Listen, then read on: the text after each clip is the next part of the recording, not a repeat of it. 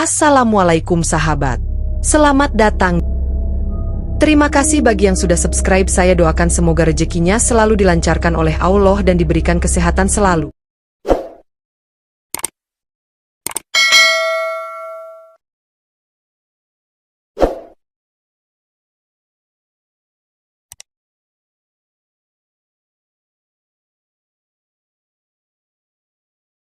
Peduli kepada burung manapun, termasuk induk burung lain yang telah merawatnya, bahkan akan dibuat menderita olehnya. Selain bersikap masa bodoh, burung kedasi juga menyukai kesunyian dan memilih menyendiri. Kebiasaan ini tentu saja sangat berbeda dengan apa yang dilakukan burung-burung lain, di mana hidup berkelompok menjadi pemandangan nyata bagi burung-burung yang ada di planet bumi ini. Berbeda dengan burung kedasi, burung ini lebih memilih hidup menyendiri dan tidak mau berinteraksi dengan burung yang lainnya. Meski bertemu dengan sesama burung kedasi lainnya, namun tetap saja mereka memilih hidup sendiri. Kesan buruk yang melekat pada burung kedasi tentu menjadi daftar panjang mengapa burung kedasi ini enggan ditemui bahkan untuk dipelihara. Good people, burung kedasi dipercaya sebagai burung penanda kematian. Bahkan mitosnya dimanapun burung kedasi berkicau, maka akan ada kematian juga bencana. Dalam primbon Jawa, Betal Jemur ada makna disebutkan bahwa kicauan burung kedasi akan membawa sial. Bahkan dipercaya jika burung kedasi berkicau di depan halaman rumah, maka salah satu dari keluarga pemilik rumah akan jatuh sakit.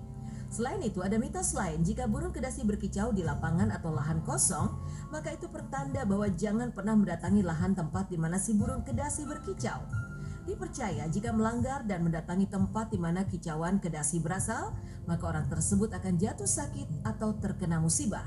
Dan kicauan burung kedasi yang paling masyhur yaitu kicauan burung kedasi sebagai alarm bahwa akan ada kematian di sekitar tempatnya berkicau.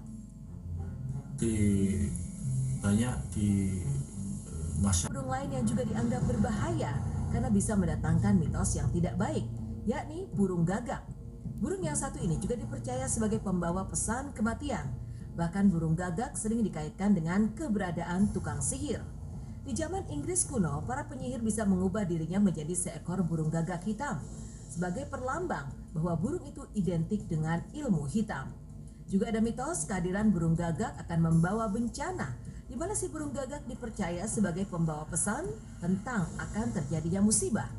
Menurut kepercayaan orang-orang Celtic di wilayah Eropa, burung gagak hitam diyakini sebagai penjelmaan dewi cantik bernama Morrigan.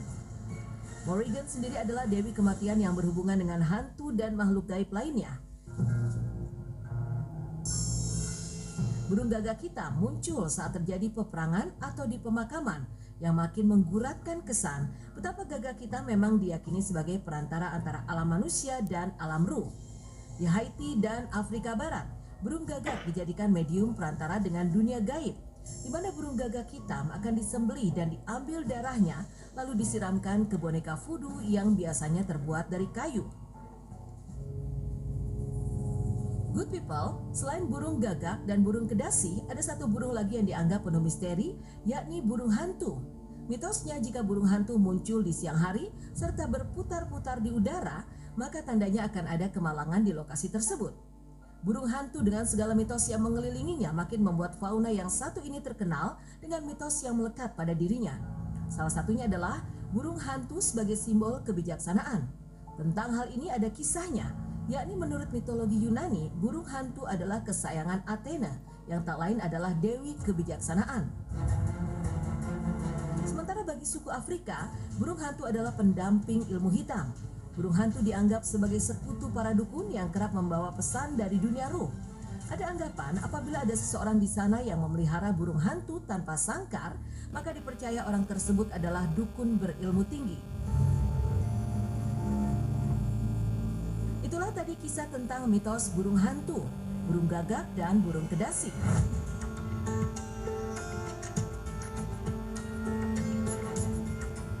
Kali ini Good People akan menyimak tentang kucing hitam yang dianggap membawa prahara. Benarkah kucing hitam memiliki aura jahat dan mampu membangunkan mayat? Mari kita simak informasi selengkapnya berikut ini.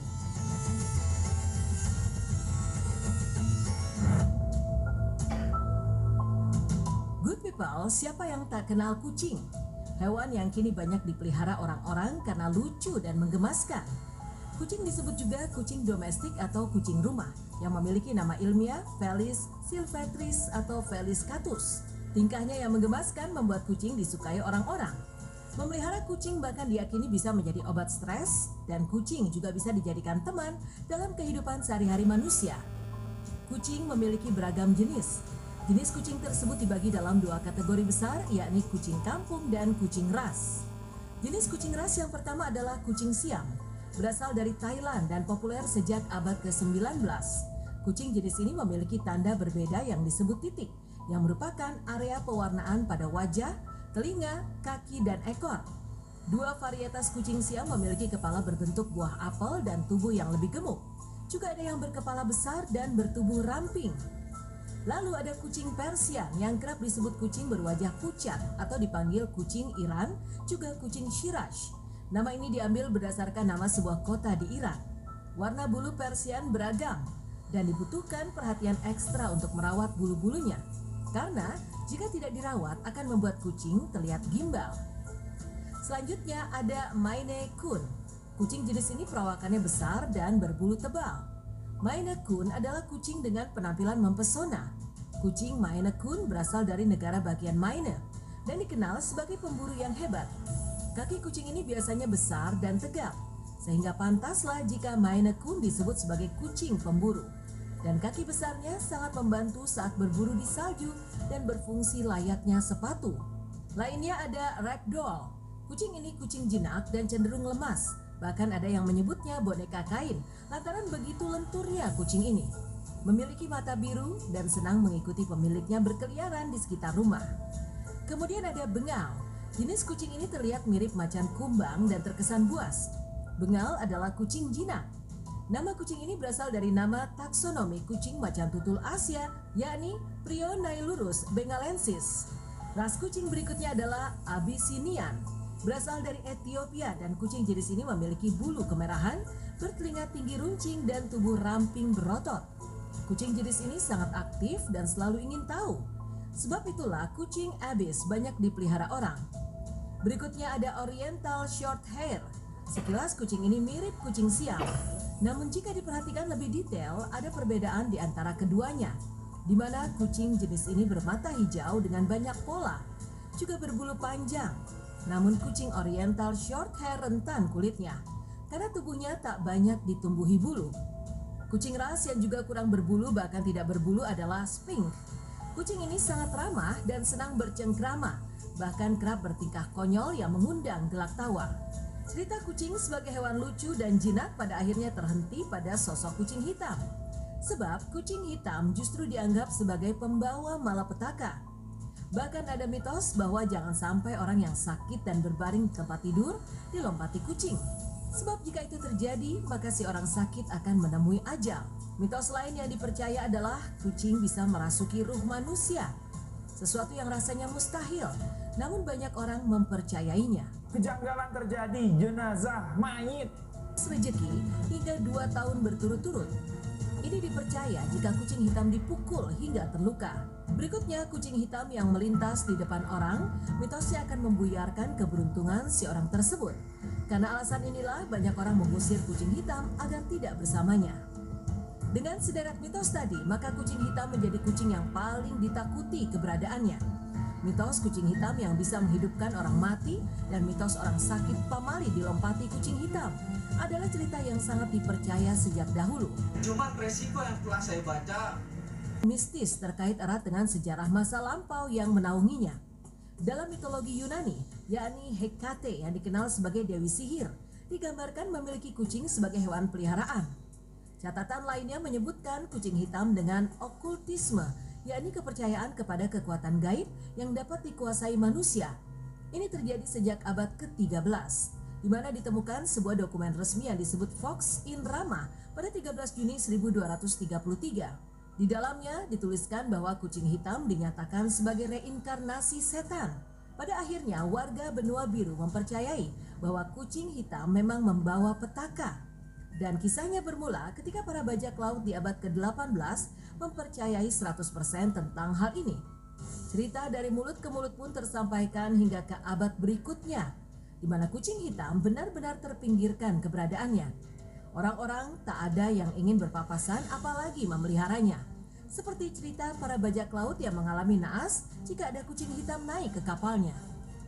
Good people, ternyata tidak semua orang percaya tentang mitos kucing hitam.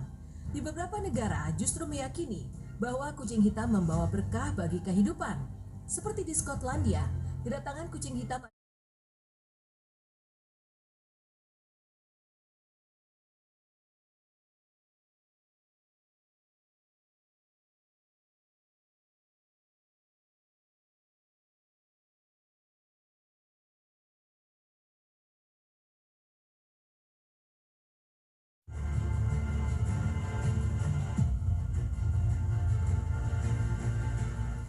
ini ada mitos tentang bangunan tua di kawasan Bandung, Jawa Barat, yaitu di Bandung Medical Center. Benarkah ada makhluk astral yang menghuni bangunan tersebut dan kerap menampakkan diri? Seperti apa mitos dan fakta yang ada di bangunan tua itu? Tapi sebelumnya, mari kita simak informasi mengenai bangunan-bangunan tua yang ada di kota Bandung. Good people, kota Bandung yang dijuluki Paris Van Java menyimpan banyak kisah di dalamnya. Kota Bandung juga merupakan kota terbesar ketiga di Indonesia setelah Jakarta dan Surabaya. Kota ini berbatasan langsung dengan Cimahi dan Kabupaten Bandung Barat di sisi barat dan utara, serta berbatasan dengan Kabupaten Bandung di sisi timur dan selatan. Kota Bandung juga disebut kota kembang karena sejarahnya dahulu kota ini sangat cantik dan ditumbuhi berbagai pohon dan bunga-bunga. Bandung sendiri berasal dari kata bendung atau bendungan karena terbendungnya sungai Citarum oleh lava gunung Tangkuban Perahu yang kemudian membentuk telaga. Selain itu ada pula yang menyebutkan bahwa nama Bandung diambil dari sebuah kendaraan air yang terdiri dari dua perahu yang diikat berdampingan yang disebut Perahu Bandung karena digunakan oleh Bupati Bandung Raden Adipati Wiranata Kusuma II. Ada juga yang menuliskan bahwa kata Bandung berasal dari kalimat Ngabandungan, Banda Indung. Ini merupakan kalimat sakral dan luhur karena di dalamnya mengandung nilai ajaran Sunda, di mana Ngabandungan berarti menyaksikan atau bersaksi. Sedangkan Banda adalah segala sesuatu yang berada di alam hidup, yaitu di bumi dan atmosfer, baik makhluk hidup ataupun benda mati. Sedangkan Indung berarti ibu atau bumi. Jadi Bandung memiliki nilai filosofis sebagai alam tempat segala makhluk hidup maupun benda mati yang lahir dan tinggal di bumi yang keberadaannya disaksikan oleh Yang Maha Kuasa. Kota Bandung secara geografis dikelilingi pegunungan dan memiliki banyak danau. Bandung mulai menjadi sebuah kota sejak pemerintahan kolonial Belanda di era Gubernur Jenderal Herman Willem Daendels. Ia membuat keputusan di tahun 1810 dengan menetapkan Bandung sebagai sebuah kota. Tak mengherankan jika keindahan Bandung sampai ke luar negeri.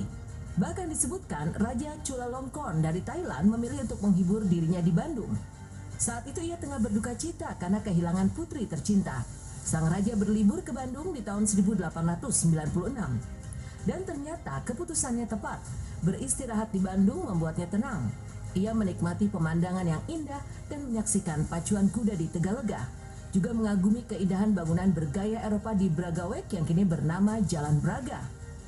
Braga menyimpan sejarah seiring dengan lahirnya kota Bandung. Braga sendiri sejak abad ke-19 merupakan salah satu pusat kegiatan ekonomi paling komersil saat itu. Sebab itulah tidak sembarang orang bisa memasuki Jalan Braga di kala itu. Hanya mereka yang berasal dari kaum bangsawan Eropa dan Menak atau bangsawan Sunda yang diperbolehkan berkunjung ke Braga. Di Jalan Braga inilah banyak terdapat bangunan-bangunan tua. Selain di Braga, ada banyak bangunan-bangunan tua yang hingga kini masih dilestarikan keberadaannya. Seperti Gedung Sate yang merupakan bangunan peninggalan Belanda. Dibangun sejak tahun 1920-an, Gedung Sate dijadikan sebagai kantor Gubernur Jawa Barat. Juga ada Gedung Merdeka yang berada di Jalan Asia Afrika. Pada zaman dahulu, bangunan ini merupakan sebuah toko yang dimiliki warga Tionghoa. Seiring waktu, toko itu dibeli dan diperluas bangunannya di tahun 1895. Gedung ini merupakan gedung pertemuan super club yang paling mewah, lengkap, eksklusif, dan modern di zamannya.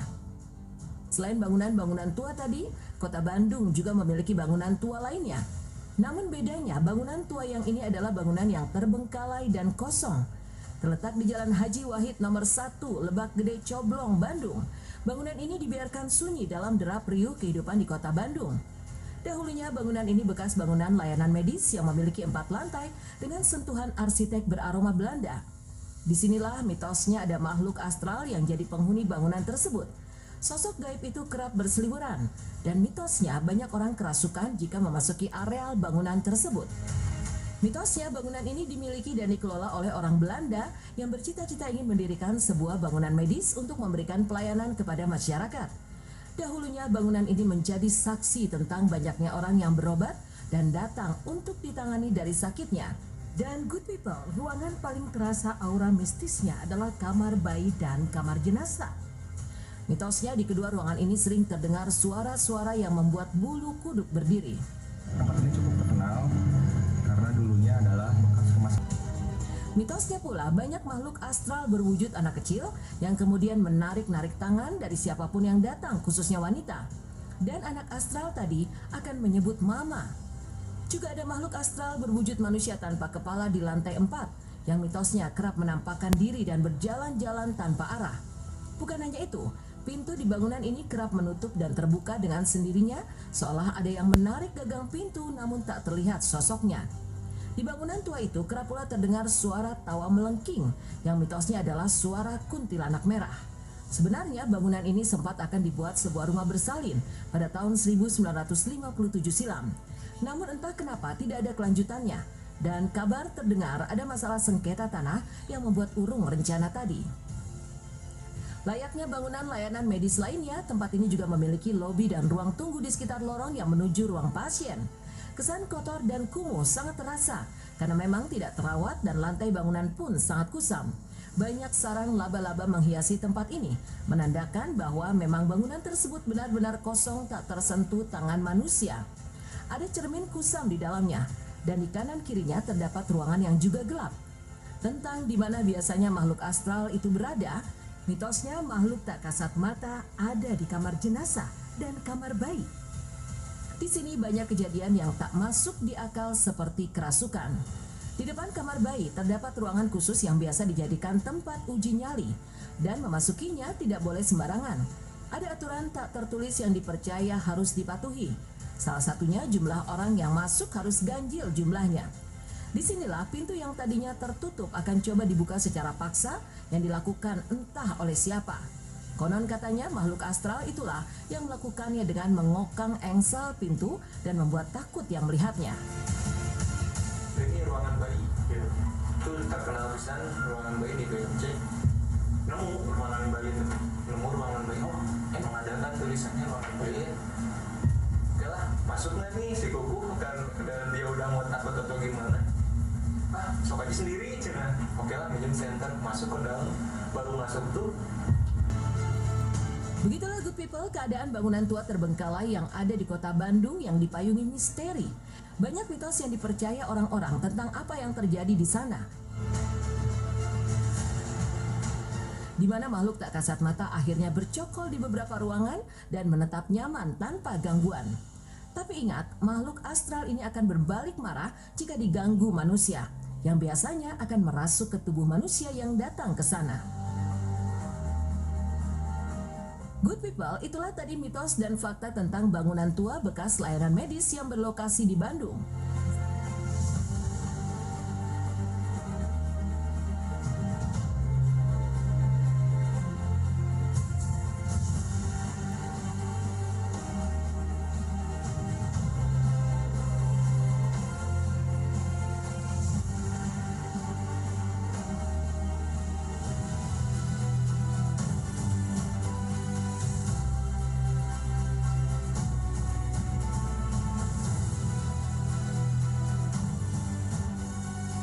Masih tentang dibalik mitos bangunan tua yang dihuni oleh makhluk astral.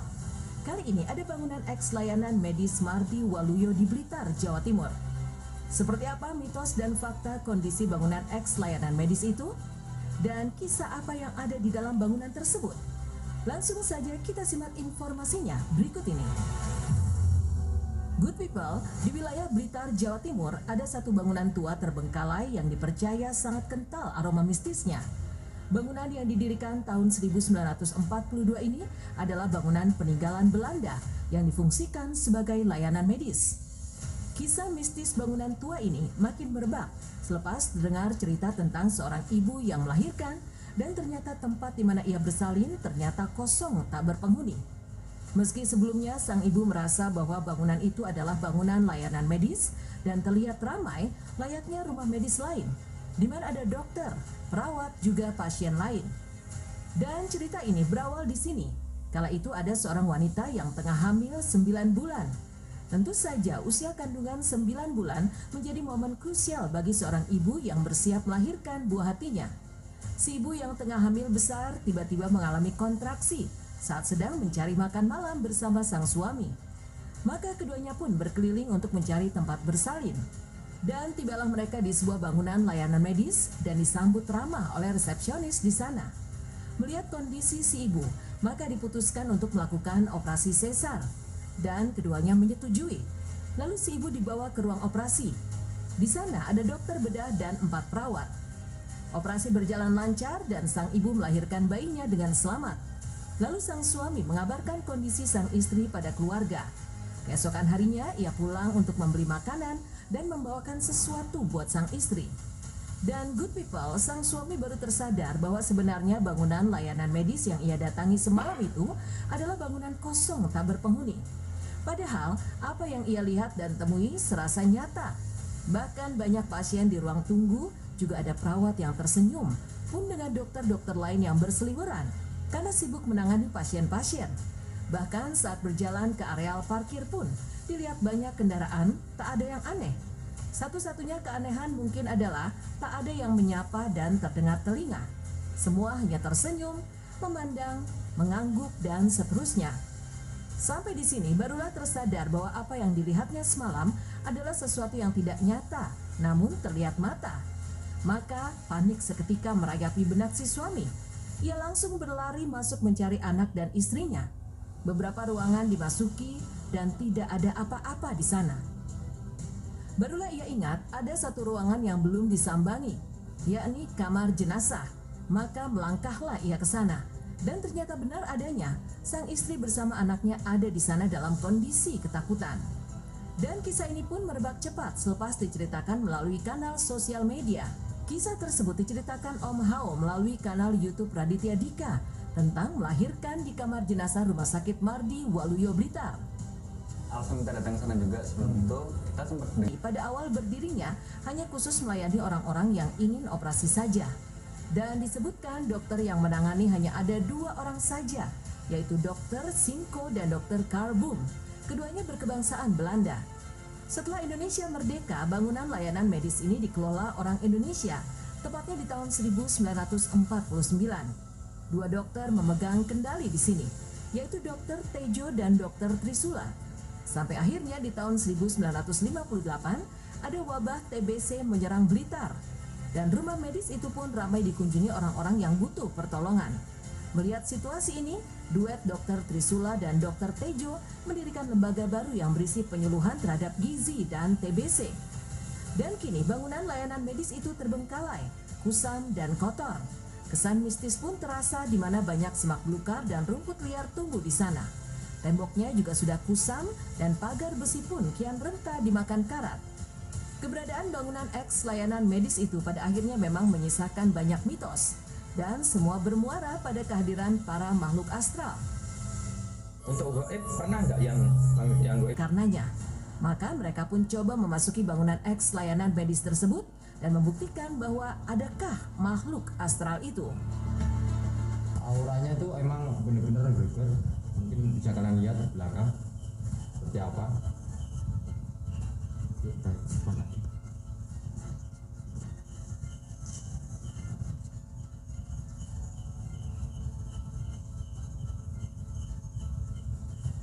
Assalamualaikum.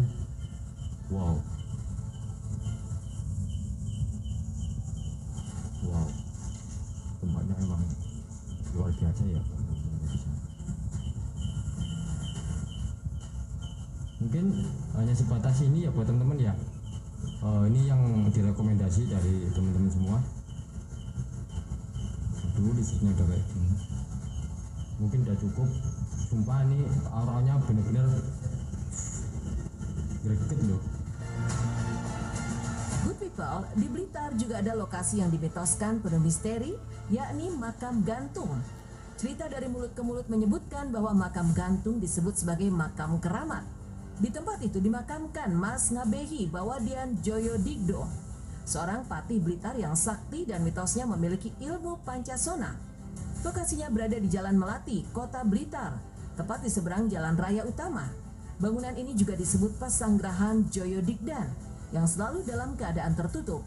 Orang baru bisa masuk jika gerbang terbuka dan silakan langsung ke belakang menemui penjaga rumah. Siapa sebenarnya Eyang Joyodigdo? Menurut info, beliau lahir 29 Juli tahun 1827 dan masih kerabat dekat Pangeran Diponegoro. Mitosnya, Eyang Joyodigdo memiliki ajian pancasona, yaitu ilmu yang bila pemiliknya mati, dia akan hidup kembali dengan catatan tubuhnya menyentuh tanah. Berhubung Eyang itu kan kabarnya punya ilmu pancasona. Adipati Blitar. Ia meminta Eyang menggantikan Patih Kadipaten yang mangkat dan diberi tanah yang kini jadi pasanggrahan sekaligus areal makamnya itu.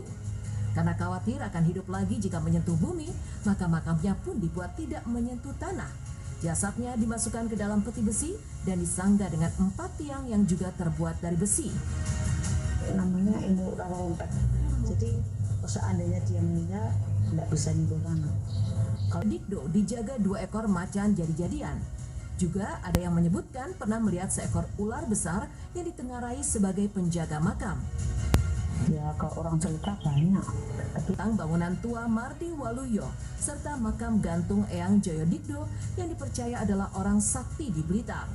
Berikutnya Anda akan menyimak mitos Prabu Siliwangi yang juga merupakan orang sakti dan berilmu tinggi di tanah Pasundan.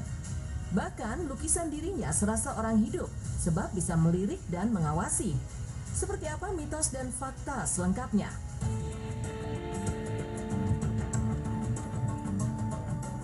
Kali ini Good People akan menyimak tentang Keraton Kasepuhan di Cirebon, Jawa Barat yang menyimpan benda-benda antik dan unik. Salah satunya lukisan Prabu Siliwangi yang dipercaya hidup dan matanya mengawasi orang-orang yang datang ke keraton. Benarkah demikian? Kita simak informasi di balik mitos lukisan Prabu Siliwangi selengkapnya berikut ini.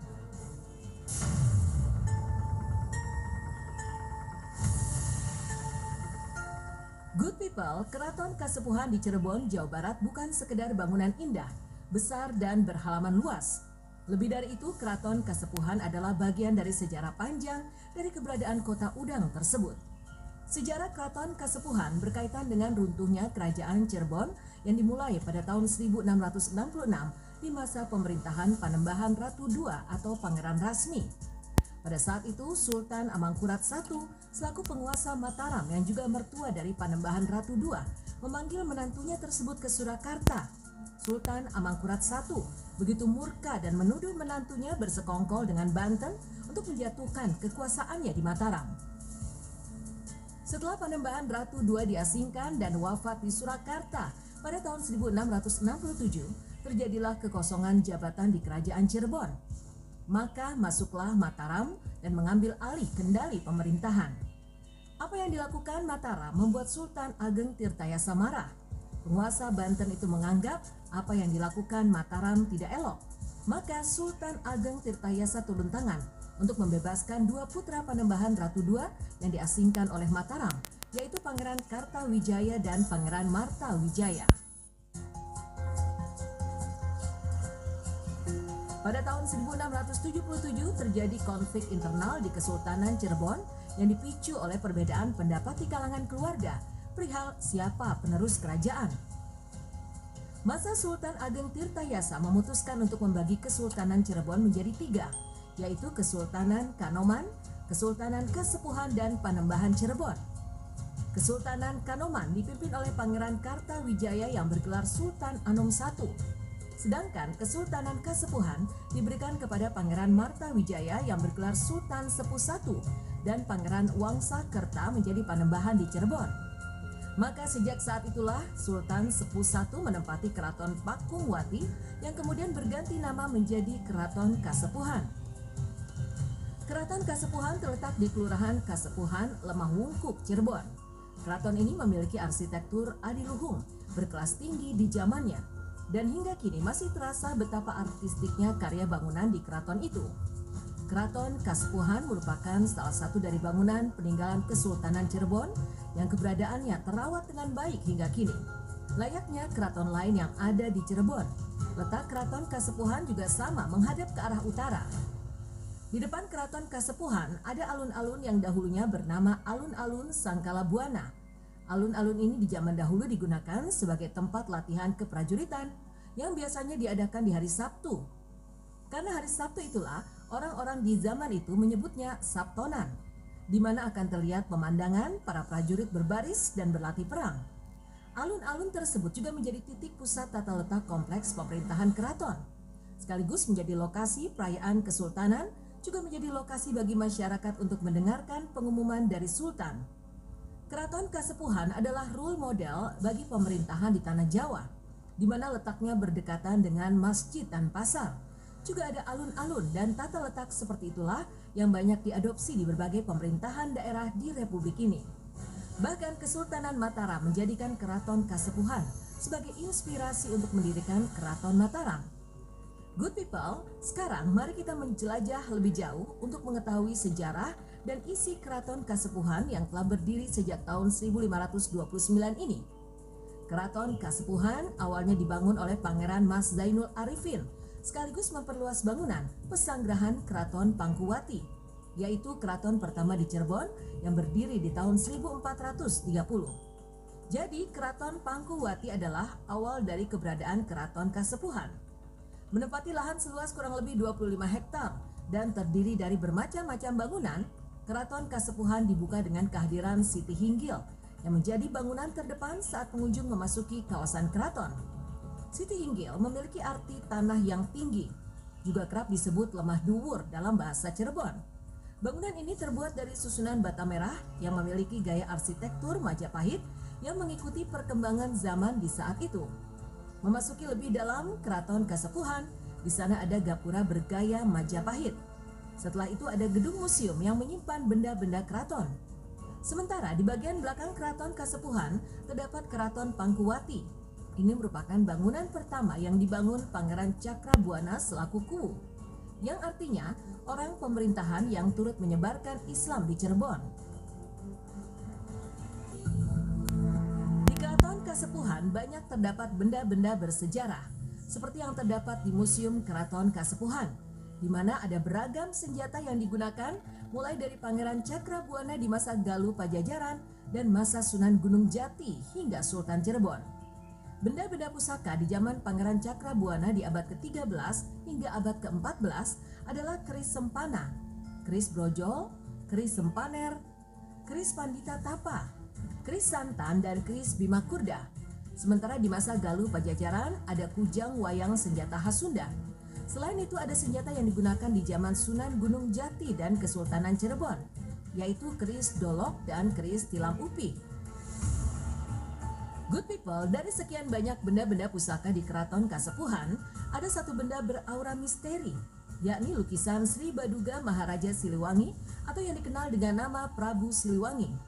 Mitosnya, good people, lukisan ini seolah hidup dan mata lukisan Sang Prabu Siliwangi mengikuti langkah serta gerak orang-orang yang datang ke keraton yang berlokasi di Jalan Jagasatru tersebut. Lukisan ini bukan peninggalan di zaman lampau, melainkan dibuat oleh seorang pria asal Garut, Jawa Barat di tahun 2008 silam. Ia menyumbangkan karya lukisannya ke Keraton Kasepuhan. Kabarnya si pelukis menggambarkan sosok Prabu Siliwangi setelah mendapat wangsit.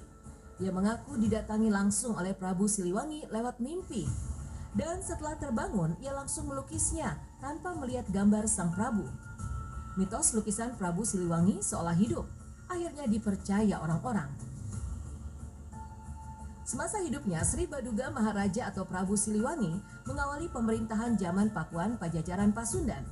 Dia memerintah kerajaan Sunda Galuh selama 39 tahun dari tahun 1482 hingga tahun 1521. Pada masa inilah Pakuan Pajajaran di Bogor mencapai puncak perkembangannya. Dalam kepercayaan tradisional Sunda Wiwitan, Prabu Siliwangi dihormati sebagai tokoh ideal masyarakat Sunda. Sang Prabu jadi panutan dan diakui sebagai karuhun atau leluhur para menak atau bangsawan Sunda. Good people, Prabu Siliwangi dan Macan Putih bagai dua sisi mata uang yang ada dan menyatu. Cerita Macan Putih yang setia mengawal Prabu Siliwangi kemanapun dia pergi, menjadi cerita yang melegenda. Prabu Siliwangi yang merupakan Raja Pakuan Pajajaran adalah sosok pemimpin sakti yang menyukai belusukan, termasuk keluar masuk hutan. Dari kebiasaan inilah Prabu Siliwangi akhirnya mendapatkan musuh yang kemudian jadi sahabatnya, yakni Macan Putih. Mitosnya Sang Prabu dikisahkan pernah masuk hutan ke wilayah Majalengka hingga ke Curug Sawer. Di Curug Sawer inilah Sang Prabu beristirahat karena kelelahan.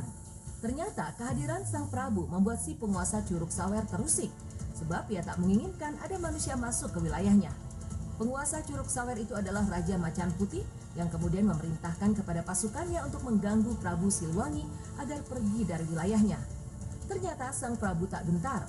Ia pun terlibat pertempuran dengan sekelompok Macan Putih yang dikenal dengan sebutan Maung Bodas. Pertarungan antara Prabu Siliwangi dan kawanan Maung Bodas berlangsung hingga 1 hari 1 malam dan berhasil dimenangkan Sang Prabu. Melihat hal ini, sang pemimpin Macan Putih akhirnya mengaku kalah dan memilih mengawal Sang Prabu Siliwangi kemanapun beliau pergi sebagai bentuk pengabdian atas kekalahannya dan mengakui kesaktian yang dimiliki Prabu Siliwangi. Itulah tadi kisah tentang Keraton Kasepuhan dan lukisan Prabu Siliwangi. Selanjutnya, masih soal benda pusaka di Keraton Kasepuhan Cirebon. Kita akan bahas tentang kereta kencana tercantik di dunia, yakni kereta Singa Barong. Mitosnya kereta ini hanya bisa bergerak jika ditarik 4 ekor kerbau putih. Benarkah demikian?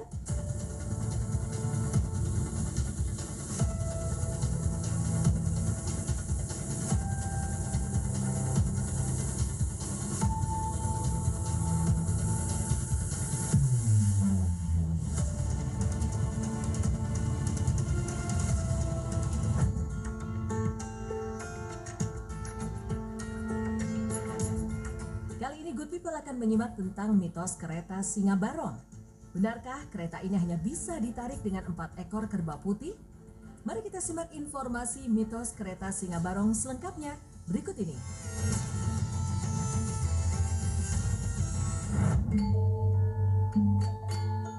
Good People, kereta kencana dan kerajaan adalah bagian yang tak terpisahkan.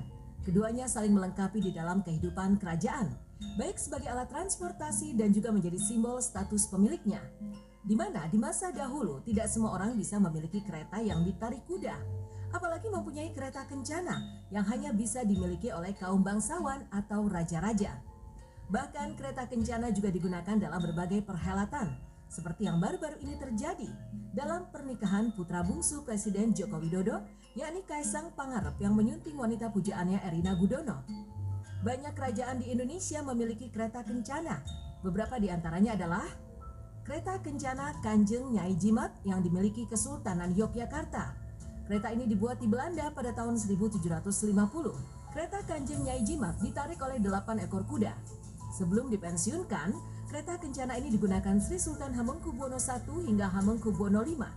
Dan sekarang kereta kencana Kanjeng Nyai Jimat disimpan di Museum Keraton Yogyakarta dalam kondisi baik dan masih asli, termasuk pegas kereta yang terbuat dari kulit kerbau. Selain kereta kencana tadi, ada juga kereta kencana Roto Pralayo. Namun kereta kencana yang satu ini tidak seperti kereta kencana pada umumnya, karena hanya digunakan untuk mengangkut jenazah. Kereta ini dibeli pada masa pemerintahan Sri Sultan Hamengkubuwono VIII di tahun 1938. Saat Hamengkubuwono meninggal di tahun 1988, kereta ini digunakan menuju makam di Imogiri dengan ditarik 8 ekor kuda.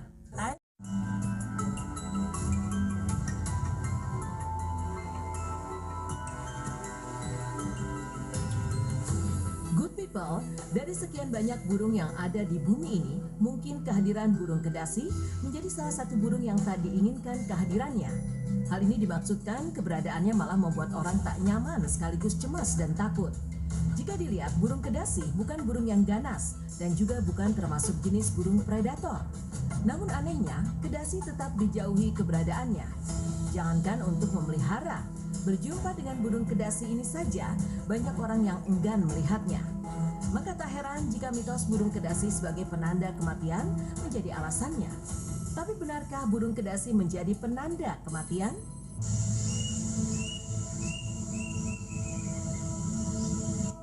Burung kedasi memiliki sebutan dalam bahasa Latin yaitu Cuculus merulinus. Di banyak negara orang menyebutnya plaintive cuckoo. Dan di Jawa Tengah burung kedasi disebut emprit gantil. Sekilas tak ada yang aneh dari burung ini. Burung kedasi memiliki panjang tubuh sekitar 20 hingga 23 cm.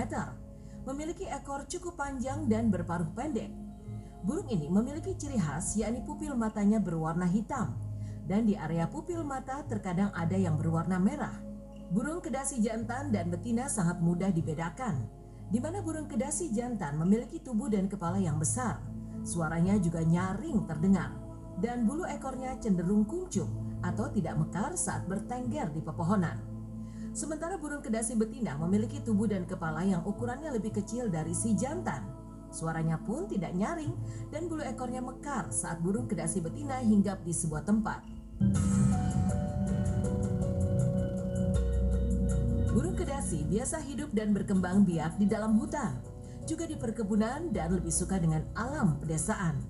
Meski begitu, burung kedasi juga ada di perkotaan. Good people, ada banyak jenis dari burung kedasi ini. Di antaranya burung kedasi kelabu yang memiliki panjang tubuh kurang lebih 20-23 cm. Dan burung kedasi kelabu banyak berada di sekitar perkebunan dan juga di pinggiran hutan. Tentu saja burung kedasi kelabu memiliki spesifikasi tersendiri, yakni di bagian kepala memiliki warna bulu sawo matang, serta di bagian leher dan bagian dada berwarna abu-abu.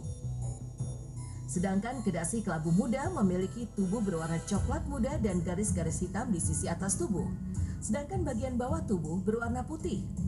Jenis berikutnya adalah kedasi hitam yang dalam bahasa Latin disebut Surniculus lugubris yang merupakan keluarga Cuculidae dari genus Surniculus. Burung kedasi hitam berukuran tubuh sedang sekitar 22 hingga 24 cm. Sesuai namanya, maka bulu yang mendominasi tubuhnya berwarna hitam. Lalu ada kedasi uncuing. Biasanya jenis burung kedasi yang satu ini ada di pinggir perkebunan atau di kawasan hutan. Ciri khasnya di bagian kepala, punggung, sayap, dan ekor berwarna coklat kelabu. Jenis burung kedasi yang satu ini sangat mudah dikenali karena memiliki lingkar mata berwarna kekuningan yang tidak dimiliki oleh burung kedasi lainnya. Beragam jenis burung kedasi yang ada, namun kesemuanya memiliki kesamaan dalam sikap dan perilaku. Banyak orang tak menyukai burung kedasi lantaran memiliki sifat yang dianggap tidak menyenangkan. Bahkan di kalangan burung lainnya, burung kedasi dianggap sebagai benalu yang hidupnya merugikan pihak lain. Alasan burung kedasi tak disukai diantaranya karena burung yang satu ini tidak membuat sarang. Sebuah kebiasaan yang sangat aneh dan langka. Karena biasanya burung-burung akan membuat sarang sebagai tempat bernaung dan melindungi anak-anaknya dari ancaman binatang lain. Namun burung kedasi berbeda. Burung ini memilih tidak membuat sarang. Bahkan burung kedasi tak memiliki hunian tetap untuk berkembang biak. Yang paling nyata, burung kedasi saat bereproduksi atau hendak bertelur justru menitipkan telurnya ke sarang burung lainnya dan membuang semua telur milik si empunya sarang. Tentu saja apa yang dilakukan burung kedasi sangat melukai hati burung-burung lain.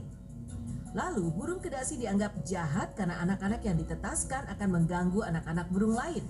Bahkan anak-anak kedasi cenderung merusak telur burung lain meski sedang dierami.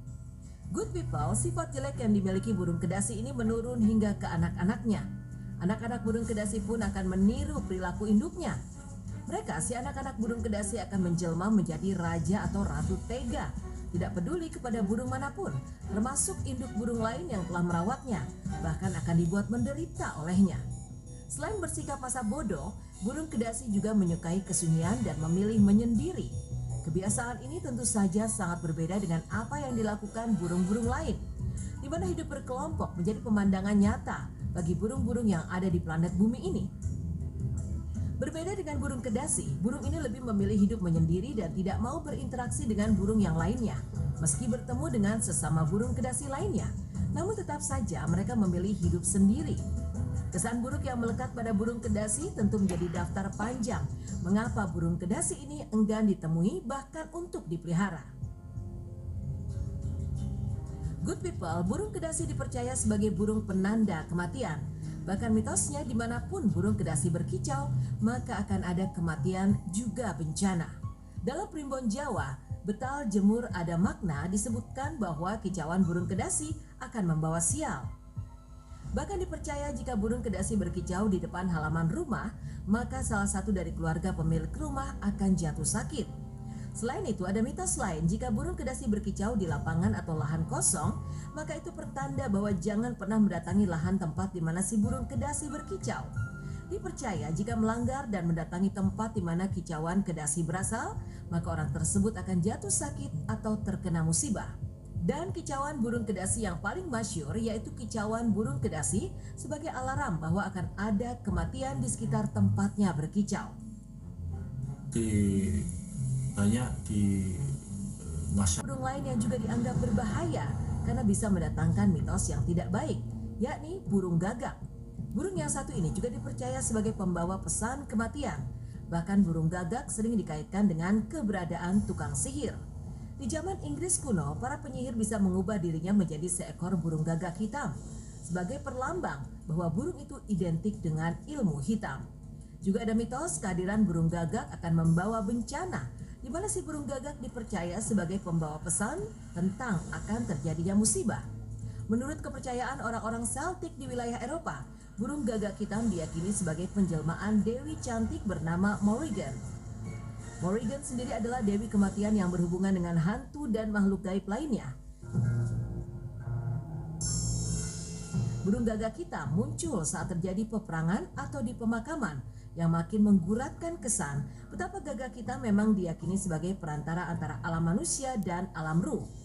Di Haiti dan Afrika Barat, burung gagak dijadikan medium perantara dengan dunia gaib, di mana burung gagak hitam akan disembelih dan diambil darahnya lalu disiramkan ke boneka voodoo yang biasanya terbuat dari kayu.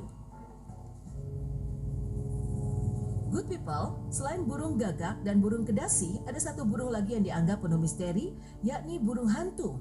Mitosnya jika burung hantu muncul di siang hari serta berputar-putar di udara, maka tandanya akan ada kemalangan di lokasi tersebut. Burung hantu dengan segala mitos yang mengelilinginya makin membuat fauna yang satu ini terkenal dengan mitos yang melekat pada dirinya. Salah satunya adalah burung hantu sebagai simbol kebijaksanaan. Tentang hal ini ada kisahnya, yakni menurut mitologi Yunani, burung hantu adalah kesayangan Athena yang tak lain adalah dewi kebijaksanaan. Sementara bagi suku Afrika, burung hantu adalah pendamping ilmu hitam. Burung hantu dianggap sebagai sekutu para dukun yang kerap membawa pesan dari dunia ruh.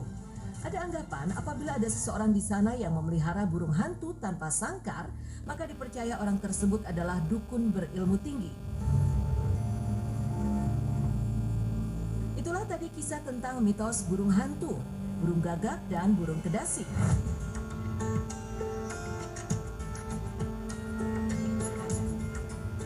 Kali ini Good People akan menyimak tentang kucing hitam yang dianggap membawa prahara. Benarkah kucing hitam memiliki aura jahat dan mampu membangunkan mayat? Mari kita simak informasi selengkapnya berikut ini.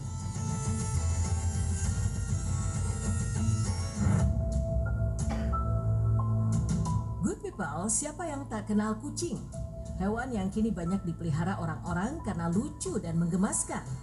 Kucing disebut juga kucing domestik atau kucing rumah yang memiliki nama ilmiah Felis silvestris atau Felis catus. Tingkahnya yang menggemaskan membuat kucing disukai orang-orang. Memelihara kucing bahkan diyakini bisa menjadi obat stres, dan kucing juga bisa dijadikan teman dalam kehidupan sehari-hari manusia. Kucing memiliki beragam jenis. Jenis kucing tersebut dibagi dalam dua kategori besar, yakni kucing kampung dan kucing ras. Jenis kucing ras yang pertama adalah kucing Siam. Berasal dari Thailand dan populer sejak abad ke-19. Kucing jenis ini memiliki tanda berbeda yang disebut titik, yang merupakan area pewarnaan pada wajah, telinga, kaki, dan ekor. Dua varietas kucing Siam memiliki kepala berbentuk buah apel dan tubuh yang lebih gemuk. Juga ada yang berkepala besar dan bertubuh ramping. Lalu ada kucing Persian yang kerap disebut kucing berwajah pucat atau dipanggil kucing Iran, juga kucing Shiraz. Nama ini diambil berdasarkan nama sebuah kota di Iran. Warna bulu Persian beragam dan dibutuhkan perhatian ekstra untuk merawat bulu-bulunya. Karena jika tidak dirawat akan membuat kucing terlihat gimbal. Selanjutnya ada Maine Coon. Kucing jenis ini perawakannya besar dan berbulu tebal. Maine Coon adalah kucing dengan penampilan mempesona. Kucing Maine Coon berasal dari negara bagian Maine dan dikenal sebagai pemburu yang hebat. Kaki kucing ini biasanya besar dan tegap, sehingga pantaslah jika Maine Coon disebut sebagai kucing pemburu. Dan kaki besarnya sangat membantu saat berburu di salju dan berfungsi layaknya sepatu. Lainnya ada Ragdoll. Kucing ini kucing jinak dan cenderung lemas. Bahkan ada yang menyebutnya boneka kain lantaran begitu lenturnya kucing ini. Memiliki mata biru dan senang mengikuti pemiliknya berkeliaran di sekitar rumah. Kemudian ada Bengal. Jenis kucing ini terlihat mirip macan kumbang dan terkesan buas. Bengal adalah kucing jinak. Nama kucing ini berasal dari nama taksonomi kucing macan tutul Asia, yakni Prionailurus bengalensis. Ras kucing berikutnya adalah Abyssinian. Berasal dari Ethiopia dan kucing jenis ini memiliki bulu kemerahan, bertelinga tinggi runcing dan tubuh ramping berotot. Kucing jenis ini sangat aktif dan selalu ingin tahu. Sebab itulah kucing Abyss banyak dipelihara orang. Berikutnya ada Oriental Shorthair. Sekilas kucing ini mirip kucing Siam. Namun jika diperhatikan lebih detail, ada perbedaan di antara keduanya, di mana kucing jenis ini bermata hijau dengan banyak pola, juga berbulu panjang. Namun kucing Oriental Shorthair rentan kulitnya, karena tubuhnya tak banyak ditumbuhi bulu. Kucing ras yang juga kurang berbulu bahkan tidak berbulu adalah Sphinx.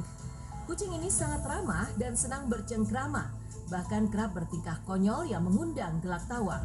Cerita kucing sebagai hewan lucu dan jinak pada akhirnya terhenti pada sosok kucing hitam. Sebab kucing hitam justru dianggap sebagai pembawa malapetaka. Bahkan ada mitos bahwa jangan sampai orang yang sakit dan berbaring di tempat tidur dilompati kucing. Sebab jika itu terjadi, maka si orang sakit akan menemui ajal. Mitos lain yang dipercaya adalah kucing bisa merasuki ruh manusia. Sesuatu yang rasanya mustahil, namun banyak orang mempercayainya. Kejanggalan terjadi, jenazah mayit. Rezeki hingga 2 tahun berturut-turut. Ini dipercaya jika kucing hitam dipukul hingga terluka. Berikutnya kucing hitam yang melintas di depan orang, mitosnya akan membuyarkan keberuntungan si orang tersebut. Karena alasan inilah banyak orang mengusir kucing hitam agar tidak bersamanya. Dengan sederet mitos tadi, maka kucing hitam menjadi kucing yang paling ditakuti keberadaannya. Mitos kucing hitam yang bisa menghidupkan orang mati dan mitos orang sakit pamali dilompati kucing hitam adalah cerita yang sangat dipercaya sejak dahulu. Cuma resiko yang telah saya baca mistis terkait erat dengan sejarah masa lampau yang menaunginya. Dalam mitologi Yunani, yakni Hekate yang dikenal sebagai Dewi Sihir, digambarkan memiliki kucing sebagai hewan peliharaan. Catatan lainnya menyebutkan kucing hitam dengan okultisme, yakni kepercayaan kepada kekuatan gaib yang dapat dikuasai manusia. Ini terjadi sejak abad ke-13, di mana ditemukan sebuah dokumen resmi yang disebut Vox in Rama pada 13 Juni 1233. Di dalamnya dituliskan bahwa kucing hitam dinyatakan sebagai reinkarnasi setan. Pada akhirnya warga benua biru mempercayai bahwa kucing hitam memang membawa petaka. Dan kisahnya bermula ketika para bajak laut di abad ke-18 mempercayai 100% tentang hal ini. Cerita dari mulut ke mulut pun tersampaikan hingga ke abad berikutnya, di mana kucing hitam benar-benar terpinggirkan keberadaannya. Orang-orang tak ada yang ingin berpapasan apalagi memeliharanya. Seperti cerita para bajak laut yang mengalami naas jika ada kucing hitam naik ke kapalnya. Good people, ternyata tidak semua orang percaya tentang mitos kucing hitam. Di beberapa negara justru meyakini bahwa kucing hitam membawa berkah bagi kehidupan. Seperti di Skotlandia, kedatangan kucing hitam adalah pertanda kemakmuran. Juga di Inggris, masyarakat di sana percaya jika pengantin baru dihadiahi kucing hitam, maka akan mendapat keberuntungan. Juga di Latvia yang mempercayai kucing hitam akan membawa hasil panen berlimpah. Maka para petani di sana sangat berharap ada kucing hitam mampir ke ladang mereka. Di Jepang, kucing hitam bebas berkeliaran. Bahkan banyak orang mencari kucing hitam untuk dipelihara. Kucing hitam oleh masyarakat di negeri matahari terbit itu justru menjadi simbol kemakmuran dan kesejahteraan. Juga kucing hitam diyakini mampu mengusir energi jahat, sehingga banyak dipelihara di rumah-rumah. Bahkan di Jepang pula, kucing dijadikan maneki neko yang disimpan di toko atau bangunan. Maneki neko adalah patung kucing yang dianggap akan memberi keberuntungan. Dan good people, kucing hitam di Jepang sangat disukai para gadis di sana, terutama buat mereka yang masih jauh dari jodohnya. Memelihara kucing hitam dipercaya akan mendekatkan para gadis dengan jodoh yang diidamkan. Bahkan di sana ada sebuah kafe bernama Cafe Neko Biaka yang menjadi rumah bagi kucing-kucing hitam. Ini merupakan satu-satunya kafe khusus